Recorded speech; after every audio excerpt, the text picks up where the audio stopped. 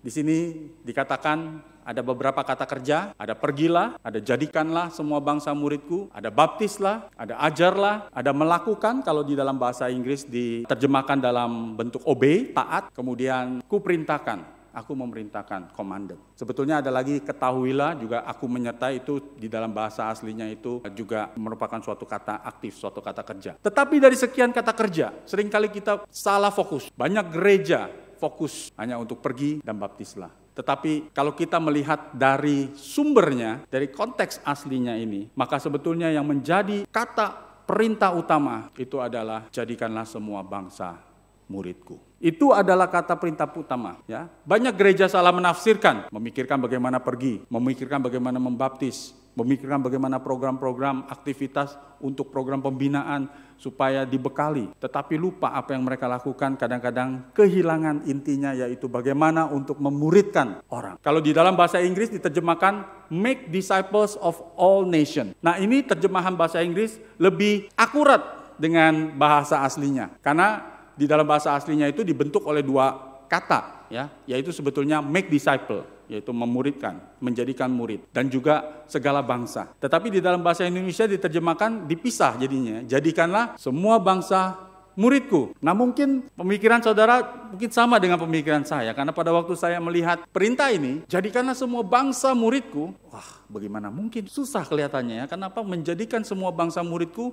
Berarti kita harus pergi. Kita harus mengunjungi bangsa-bangsa. Ya, jadi pikiran kita masih belum benar-benar mendarat. Karena masih berpikir, oh kita harus pergi dulu, pergi ke sana, pergi kemari gitu ya. Nah, pada waktu COVID terjadi, apa yang terjadi? Di Singapura, kita tidak bisa terbang juga. Di Singapura banyak gereja-gereja yang mempunyai ladang-ladang misi, yang selalu setiap tahun, seperti di gereja kami, setiap tahun 2 kali pasti ada perjalanan misi ke tempat-tempat di luar Singapura. Tapi karena COVID tidak terjadi, tidak bisa kita terbang. Sehingga itu mengubah pandangan gereja bahwa sebetulnya melakukan perintah amanat agung itu bukan harus keluar dari kota, keluar dari negara untuk menjangkau mereka, ya. Tetapi orang-orang yang ada di sekitar yang kita bisa jangkau. Ya. Oleh karena itulah maka kami bersyukur gereja kami pada waktu COVID diberikan satu kesempatan bisa terhubung dengan pemerintah, di mana banyak orang-orang yang suka yang travel masuk harus dikarantina ya. Nah, di situ kami bisa membuat program dengan mereka dengan lewat Zoom, memberikan mereka semangat, memberikan mereka dorongan supaya tetap bisa positif ya, bukan COVID-nya yang positif ya, maksudnya pikirannya positif. Jadi itu yang menolong kami sehingga akhirnya kami bisa menjangkau para buru-buru yang datang dari Bangladesh, dari India, dari China ya. Pada waktu itu kami sudah punya persekutuan Indonesia dan Filipino ya, di mana saya dan istri menggembalakan persekutuan Indonesia, yaitu yang mayoritasnya adalah para pekerja migran Indonesia yang bekerja sebagai asisten rumah tangga di Singapura. Jadi sudah ada Filipino Indonesia, kami juga mempunyai program bisa terhubung Zoom dengan mereka yang ada di karantina untuk kasih semangat buat mereka. Nah, setelah COVID, kami sekarang punya persekutuan Indonesia, Filipino, Tamil, Bangladesh, India, dan juga kaum buruh yang dari China. Ya. Jadi kita bersyukur dengan kondisi yang walaupun COVID, Tuhan masih izinkan itu bisa terjadi. Nah, begitu juga sekarang dengan balik sini, kalau kita melihat, wah, semua bangsa-bangsa kita harus pergi. Wah, kita pusing juga bagaimana caranya. Nah, oleh karena itu saya pada waktu merenungkan amanat agung ini, saya mencoba untuk bermain dengan kata-kata supaya mungkin kita bisa lebih mendarat dan lebih tahu sebetulnya apa yang dimaksudkan oleh amanat agung Tuhan Yesus ini. Ya, kalau kita melihat di sini dalam bahasa Inggris kan make disciple of all nations. Jadi kalau saya mau coba menerjemahkan versi saya mau menerjemahkan seperti ini. Muridkanlah orang-orang dari segala bangsa. Nah, ini sepertinya mendekati dengan penerjemahan bahasa Inggris, karena sekarang menjadi satu. Muridkanlah orang-orang atau menjadikan murid. Itu sudah jadi satu grup, satu kelompok, satu kata. Dan dari segala bangsa, itulah satu kata lagi. Ya. Nah, dengan seperti ini saya mulai melihat ternyata lebih mudah ini. Lebih mudah kita memikirkan muridkanlah orang-orang dari segala bangsa. Sekarang bukan lagi jadikan semua bangsa. Kalau kita jadikan semua bangsa berarti kita harus kunjungin negara itu, ketemuin bangsa itu. Di Manado ini ada banyak orang-orang China, orang-orang apalagi pendatang, kita harus kunjungi mereka satu persatu. Tetapi sekarang kalau kita melihatnya dari pandangan yang berbeda, melihatnya muridkanlah orang-orang dari segala bangsa, dari segala suku. Maka yang terjadi apa? Sekarang kita ketemu siapapun, Kalau dia belum menjadi murid, kita muridkan. Kita tidak peduli latar belakang mereka bangsa apa, suku apa. Betul ya? Jadi ini membuka wawasan saya sekarang melihat bahwa siapapun yang ada di sekitar kita. Kalau dia bangsa berbeda, ya, kita tidak milih-milih, kita jadikan dia murid.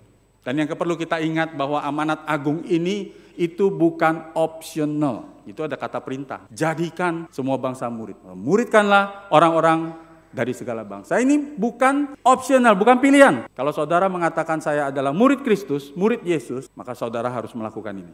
Dan bukan cuma hamba-hamba Tuhan, bukan cuma pendeta-pendeta yang harus melakukan ini. Setiap kita yang dipanggil untuk menjadi murid melakukan amanat agung ini, melakukan perintah ini. Nah, sedangkan kata-katanya yang lain, kata-kata seperti pergilah, baptislah, ajarlah, melakukan perintah atau mengajar mereka untuk taat, itu semua adalah kata kerja bantu, kata kerja yang menjelaskan strategi atau inisiatifnya seperti apa. Oleh karena itu, saya mencoba membuat sebuah alur supaya kita lebih memahami sebetulnya Matius 28 ini apa. Jadi Matius 28 ini kata utama, perintah utama itu adalah memuridkan atau jadikan murid. Memuridkan itu adalah kata perintah utama. Setiap kita harus memuridkan. Bagaimana caranya? Dengan pergilah. Nah, kata pergilah ini bukan diartikan saya harus pergi dulu keluar. Tetapi tidak. Pergilah ini sebetulnya adalah kata aslinya itu selagi kamu pergi. Jadi kalau kamu lagi liburan, itu selagi kamu liburan, jadikan murid. Ketemu dengan supir taksi, ya saya sering suka ngobrol-ngobrol dengan supir taksi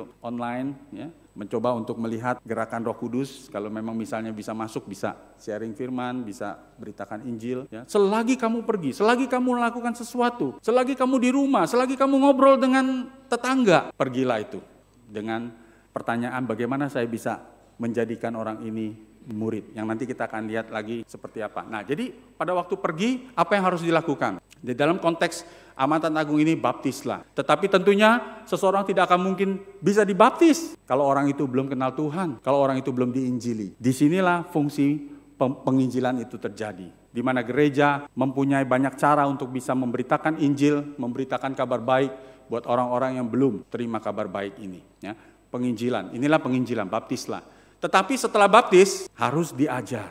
Apa yang harus diajar?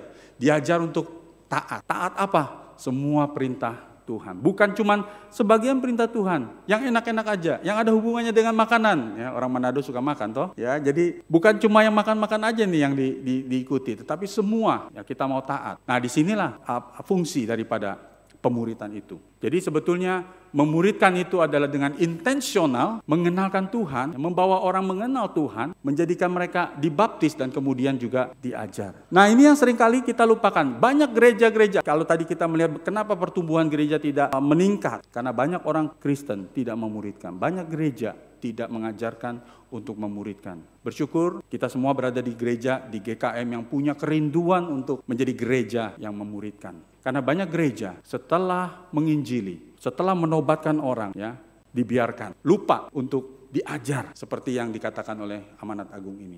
Terus terang kadang-kadang sedih, karena saya waktu di Singapura juga, kami juga ada satu lagi persekutuan, yaitu persekutuan international student, ya, pelajar-pelajar dari luar Singapura. Ada seringkali pelajar-pelajar dari China masuk ke Singapura, ya, dan mereka ada program attachment. Jadi program dihubung-hubungkan dengan orang Singapura yang mau melayani. Jadi mendampingi selama 1 tahun. Tetapi mendampingi itu bukan mendampingi untuk memberitakan atau berbicara masalah-masalah spiritual, tapi mendampingi itu untuk menolong anak ini jadi seperti buddy-buddy, ya, untuk menolong dia bisa tinggal di Singapura, bisa beradaptasi dengan lingkungan di Singapura. Nah, setelah 1 tahun itu terserah, karena itu adalah hubungan pertemanan. Jadi banyak mereka yang setelah 1 tahun teman-teman Kristennya menelpon mereka, ajak jalan, ajak makan siang, kemudian memberitakan Injil, ya, kemudian menceritakan bagaimana Yesus mengasihi mereka, dan akhirnya banyak dari mereka juga yang mereka disentuh oleh Roh Kudus, mereka percaya,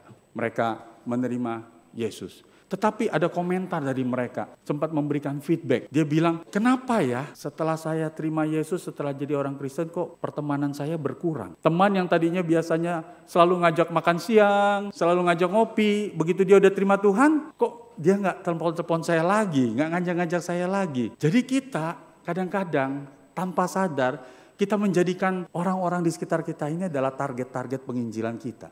Jadi begitu selesai kita injili, oke, bye-bye. Kamu bertumbuh sendiri ya, kamu sudah dapat keselamatan. Oh, itu sesuatu yang tidak sesuai dengan firman Tuhan. Tidak sesuai dengan amanat agung. Karena amanat agung bilang sudah baptis, terus dia apa? Ajarlah. Ajarlah taat. Ajarlah untuk taat. Di dalam konteks pemuritan, saya ingin membedakan ada dua kata yang seringkali di dalam bahasa Indonesia sulit untuk diterjemahkan dulu, ya. Tapi sekarang kita punya satu perbendaharaan kata juga, yaitu perbedaan antara discipleship dengan disciple making. Kalau di dalam bahasa Indonesia diterjemahkan, kalau dulu diterjemahkan selalu diterjemahkan dengan apa? Dengan satu kata, yaitu pemuritan. Padahal di dalam bahasa Inggris dibedakan menjadi dua kata yang mempunyai definisi yang agak berbeda. Discipleship itu tentang being, discipleship itu tentang kemuritan, tentang identitas, tentang jati diri, tentang keberadaan kita sebagai seorang murid. Sedangkan disciple making itu adalah aktivitasnya, itu adalah programnya, bagaimana kita mau menolong orang lain, memuridkan orang lain. Tapi seringkali kita lupa, semua kita masukkan dalam pemuritan, disciple making. Sehingga makanya pada waktu kita berbicara pemuritan, maka yang ada di dalam pikiran kita itu adalah bagaimana kita punya program yang bagus untuk memuridkan. Memang tidak salah, kita harus punya program yang bagus, yang terstruktur, yang bisa menolong orang bertumbuh. Tetapi jangan kita lupakan, ada unsur discipleship-nya, yaitu identitas kita terlebih dahulu. Jadi discipleship itu adalah tentang mengikut Yesus, tentang mengikut Yesus. Di mana mengikut Yesus itu adalah bagaimana kita mengenal Yesus, bagaimana kita mengasihi Yesus, bagaimana kita melayani Yesus menjadi serupa dan menjadi serupa dengan Yesus. Nah, bagaimana dengan pemuritan? Pemuritan itu adalah bagaimana kita menolong orang lain. Nah, inilah bedanya. Jadi kemuritan, identitas itu untuk diri sendiri dulu. Bagaimana kita mengikut Yesus, bagaimana kita berjalan bersama Yesus. Apakah kita sungguh-sungguh mengenal Tuhan Yesus, atau Tuhan Yesus itu hanya sebagai ATM kita. Kalau ada apa-apa kita datang, kalau nggak ada apa-apa kita lupakan. Kalau ada acara kita makan-makan, Tuhannya lupa. Tapi kalau ada pokok doa untuk doa orang-orang sakit, wah semua pada datang. Apakah kita sungguh-sungguh mengenal Tuhan Yesus? Apakah kita sungguh-sungguh mempunyai hubungan yang dekat, yang intim, yang erat dengan Tuhan Yesus? Sebelum kita menjadikan atau menolong orang lain untuk sama seperti kita menolong orang lain. Makanya dalam hal ini tadi saya melihat anak-anak di depan, anak-anak kecil, berbagailah orang tua yang masih punya anak-anak kecil. Saya sudah tidak punya kesempatan karena kelahiran baru saya untuk kedua kalinya, tanda kutip, ya. Nanti akan saya ceritakan itu, anak-anak sudah tumbuh menjadi remaja pemuda dan saya tidak sempat untuk memuridkan mereka seperti yang kami harapkan, kami inginkan. Saya iri kalau bisa saya sekarang dalam keadaan sekarang seperti ini, saya masih punya anak-anak kecil, ya, saya udah bisa mulai memuridkan mereka. Terlebih dahulu memuridkan diri sendiri dan kemudian memuridkan keluarga. Jadi itu yang kita harus bedakan antara discipleship dan juga disciple making. Kemuritan dan pemuritan. Jadi sekarang kalau kalian mendengar orang dalam bahasa Inggris bilang discipleship, itu artinya tentang diri sendiri dulu nih. Bagaimana kita mengikut Yesus, ya. Dan kemudian kalau disciple making, ya itu bagaimana kita menolong orang lain untuk menjadi murid. Semoga ini bisa membuka satu sedikit pengenalan, ya, membedakan antara dua kata ini. Nah, seringkali itu yang terjadi adalah seperti sekarang ini kalau kita mendengarkan khotbah, ya, sering kan, kadang-kadang kita lagi mendengarkan khotbah, tiba-tiba ada kalimat-kalimat yang sangat baik, yang terpikir siapa? Ini bagus banget ini buat suamiku nih. Ini bagus banget ini buat istriku nih. Wah, disciple making-nya udah keluar, tapi dianya nggak tersentuh gitu loh. Tidak berpikir dulu untuk apakah saya sudah betul-betul seperti itu. Kadang-kadang begitu dia lihat, wah ini cocok nih buat saudara saya atau tetangga saya. Nanti ketemu saya mau khotbahin seperti ini katanya. Saya berharap kita semua mulai hari ini kita bisa membedakan. Jadi sebelum aktif itu bagus. Ya, aktif itu bagus, tetapi setiap kegiatan kita harus berpusatkan lagi kepada Tuhan dan berpusatkan lagi kepada tadi apa? Kata kuncinya, memuridkan. Apapun yang kita kerjakan, bagaimana kita bisa memuridkan seseorang. Tadi saya berbincang-bincang dengan Musa Okto tentang, wah di sini GKM ini diberikan energi yang sangat luar biasa, kegiatannya begitu banyak, ya. Mereka beraktivitas yang sangat banyak. Bagus, tetapi kita harus selalu bertanya, aktivitas-aktivitas itu bagaimana bisa membangun seseorang menjadi seorang murid, dan bagaimana kita bisa pakai aktivitas itu untuk menolong orang lain menjadi murid. Nah, ini yang harus kita pikirkan. Aktivitas bagus, energi bagus, oke. Tetapi kita pikirkan apakah energi itu bisa sungguh-sungguh dipakai untuk bagaimana bisa menghasilkan murid, bisa menghasilkan murid yang memuridkan lagi. Ya, jadi bukan berhenti sampai di situ, tapi murid itu juga akhirnya nanti memuridkan sehingga itu berlipat ganda. Ingat ya, pertama-tama waktu Tuhan Yesus itu memanggil murid-muridnya, apa yang dia katakan? Mari ikutlah aku dan kamu akan kujadikan penjala manusia. Jadi yang mana duluan? Ikut atau menjadi penjala dulu? Ikut dulu. Begitu ikut Tuhan, makanya sampai 3 tahun setelah itu Tuhan menjadikan mereka penjala manusia. Jadi kita ingat, discipleship kita, kemuritan kita harus mendahului terlebih dahulu disciple making kita. Apa yang kita dengar, apa yang kita mau pelajari, kita lakukan terlebih dahulu untuk diri kita. Kemudian kita akan bisa merasakan manfaatnya, baru kemudian kita bisa meneruskan kepada orang lain. Ikutlah aku dan kamu akan kujadikan penjala manusia. Jadi sekali lagi, ini mengingatkan kita, kemuritan itu tentang mengikut Yesus, disciple making atau pemuritan itu tentang bagaimana kita menolong orang lain juga bisa mengikut Yesus. Nah, saudara-saudari, saya ingin memberikan sedikit kesaksian pribadi. Saya terima Tuhan itu pada waktu tahun 1990, waktu saya semester tahun pertama kuliah. Ya, pada waktu saya terima Tuhan, setelah itu hidup saya tidak sama lagi. Hidup saya berubah, hidup saya semangat, berapi-api untuk Tuhan. Seperti saudara-saudari yang ada di GKM ini. Boleh dibilang 1 minggu itu saya ke rumah cuma paling 1 atau 2 hari malam, ada di rumah malamnya. Selebihnya ada di gereja, ya, saking semangat, ya, saking semangat mau melayani Tuhan. Jadi karena saya belum pengalaman, karena saya orang Kristen baru, maka yang saya bisa, saya memulai pelayanan saya menjadi supir gereja. Supir gereja, jemput-jemputin anak sekolah minggu, setiap hari Minggu. Nah, kebetulan Tuhan kasih kenek yang setia, ya, yang akhirnya dia menjadi istri saya sekarang, ya. Jadi waktu dulu asik juga itu jemput, ya. Sebenarnya ada motivasi terselubung juga sih, ya, ada motivasi tersembunyi juga gitu loh. Jadi tapi enjoy, setiap hari Minggu itu menjadi sesuatu yang wah semangat, ketemu, ngobrol sambil jalan, saya yang bawa mobil, dia yang turun naik, ya, pencetin bel orang tua, anak-anak, rumahnya anak-anak, kemudian bawa naik masuk ke dalam mobil, ya kita bawa ke gereja. Nah dari situ saya terus dipromosikan jadi asisten guru sekolah minggu, ya, asisten guru sekolah minggu, kemudian guru sekolah minggu, kemudian jadi ketua pemuda, masuk ke dalam kemajelisan, majelis pun jadi majelis misi pertama-nama, kemudian majelis bidang pembinaan, persekutuan, pemerhati, semua sudah dilewati, ya, sampai akhirnya tahun 98 saya dan istri migrasi ke Singapura karena ada kerusuhan di Jakarta tahun 98 dan juga ada krisis ekonomi. Di sana kami juga beribadah lagi di gereja yang berbahasa Indonesia, juga terlibat di dalam kemajelisan, sibuk sana sibuk sini, merencanakan program Natal, merencanakan program Paskah untuk KKR semua, tapi yang datang orang-orang Kristen semua, ya. Sampai kira-kira 22 tahun, ya, saya menjadi orang Kristen. Saya pikir-pikir lagi, saya belum pernah membawa jiwa satupun. Belum ada satu jiwa yang saya bawa, walaupun saya majelis misi lagi. Tetapi saya sibuk sendiri dan tidak mempunyai hubungan yang betul-betul hubungan yang erat dengan Tuhan. Ya, sehingga saya juga mengalami seolah-olah seperti Rasul Paulus perjalanan ke Damsyik. Ya.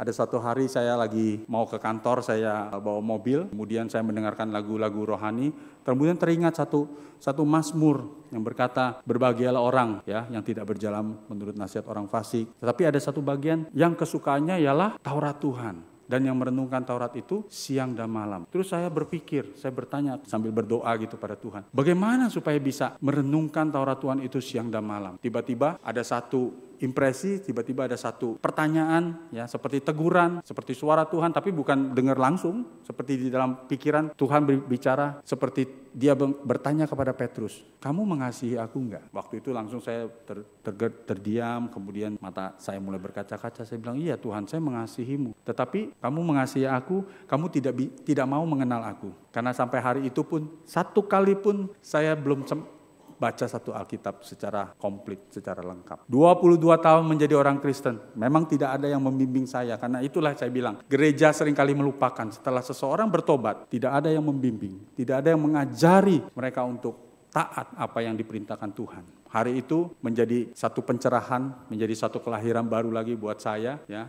Kemudian saya bertekad, oke, begitu saya bertekad, ada aja Tuhan jalan, terhubung dengan kelompok-kelompok yang membaca Alkitab selama 1 tahun. Setelah itu bergulir terus dan saya mempunyai hubungan yang baik dengan Tuhan. Dan Tuhan akhirnya memanggil kami mulai untuk melayani, untuk menjangkau teman-teman yang ada bekerja di Singapura, para asisten rumah tangga, kami memulai ya dengan iman bahwa ini sepertinya Tuhan memanggil kita untuk banyak para pekerja migran Indonesia yang bekerja sebagai asisten rumah tangga di Singapura. Ya. Coba tebak ada berapa banyak asisten rumah tangga dari Indonesia di Singapura. Jumlahnya itu 144.000. Banyak sekali. Dan itulah ladang yang Tuhan persiapkan buat kami bersama-sama dengan gereja-gereja yang ada di Singapura. Dan belakangan ini di persekutuan kami banyak yang masuk dari Manado, dari Sulawesi, dari daerah timur ini. Bahkan ada 1 atau 2 yang sering beribadah di tempat ini. Jadi kami memulai dengan iman dan sejak saat itu kami punya sukacita. Karena apa?